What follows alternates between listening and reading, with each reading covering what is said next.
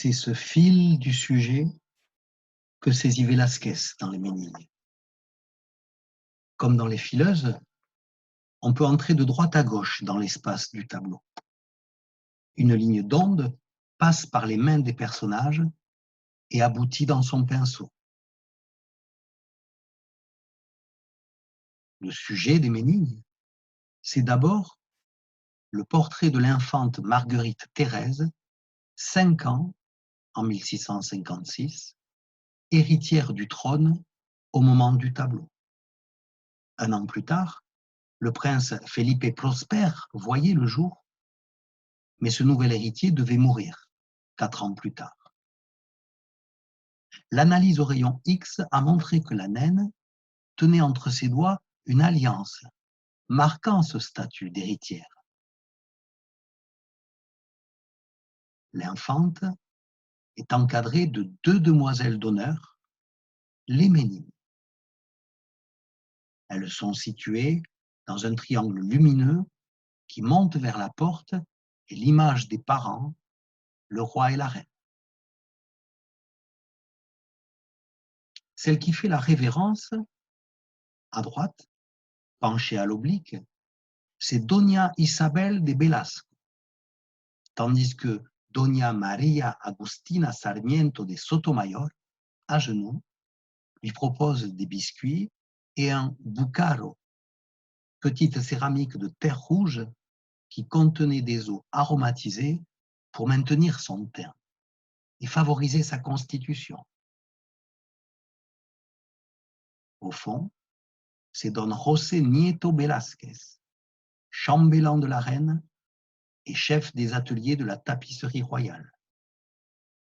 Il se tient devant un rideau, la main sur un loquet, derrière une porte à caisson qui symbolise à elle seule le palais. Dans le dos des Ménilles, la chaperonne de la princesse, Doña Marcela de Ulloa, est en discussion avec l'écuyer des dames de la cour, Diego Ruiz de Ascona. Au premier plan, Mari Barbola est la naine allemande et Nicola Pertusato, le nain de noble famille italienne. Il a 21 ans et arrive en poussant du pied un gros chien placide, un Matin du Léon. La scène a lieu dans les anciens appartements du prince Baltasar Carlos, le fils de Philippe IV, mort en 1632. C'est là que Velázquez a son logement et son atelier. La pièce principale servait de salle de musée avec les collections qu'il avait aidé à installer. Au-dessus de lui, au fond, on devine Arachné et Minerve et un jugement de Midas copié par son gendre et assistant, Juan Dalmaso, d'après les copies que Rubens avait faites en venant à la cour auprès du roi des tableaux de Titien collectionnés à Madrid. Nous sommes regardés. Nous sommes le sujet, à la place où le roi et la reine devaient être en train de poser.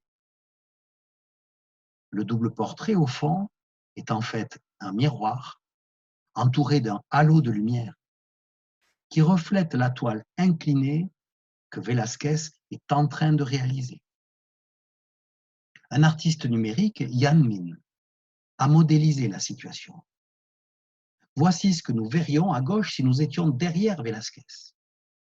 En ajustant l'inclinaison de la toile, on obtient ça. On sait que le roi, son enfant et sa suite aimaient descendre, voir le peintre travailler. L'infante faisait souvent irruption pour assister à la séance. Marguerite Thérèse, héritière, est donc face à ses parents. Et Velázquez, sur le côté, en noble serviteur des images du roi, est au centre du palais, intégré à la familia.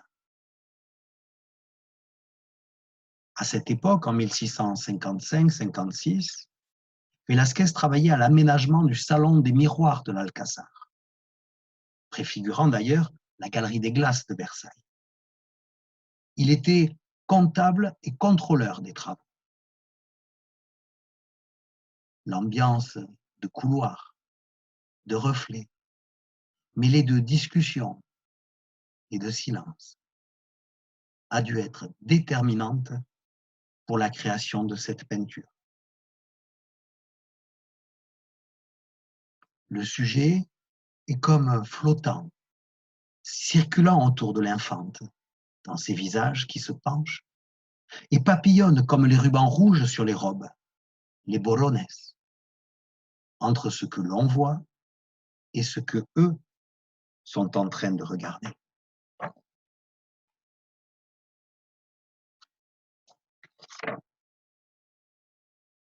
Le sujet du tableau, ce serait l'acte de voir exprimé dans le geste du peintre et son regard, qui embrasse le visible, le traverse et s'enracine au-delà.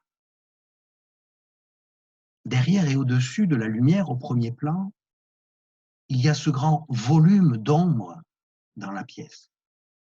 Et avec lui, l'idée d'une descente et d'une remontée. La sensation d'une atmosphère entre deux eaux. Voilà, une ambiance de labyrinthe. J'attrape donc ce fil d'Ariane proposé par l'Émilie. Ce qui m'apparaît maintenant, c'est un face-à-face de la princesse et du couple royal au sujet de la descendance.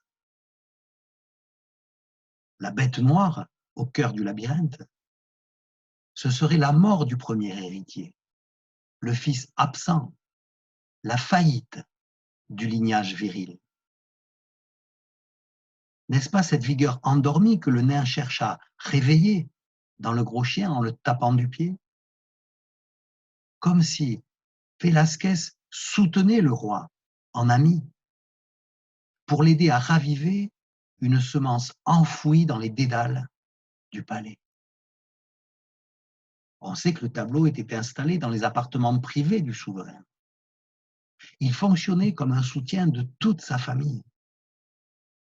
Les regards, d'abord tournés vers le peintre au travail, s'adressaient maintenant à Felipe et à sa femme pour conjurer ce malheur.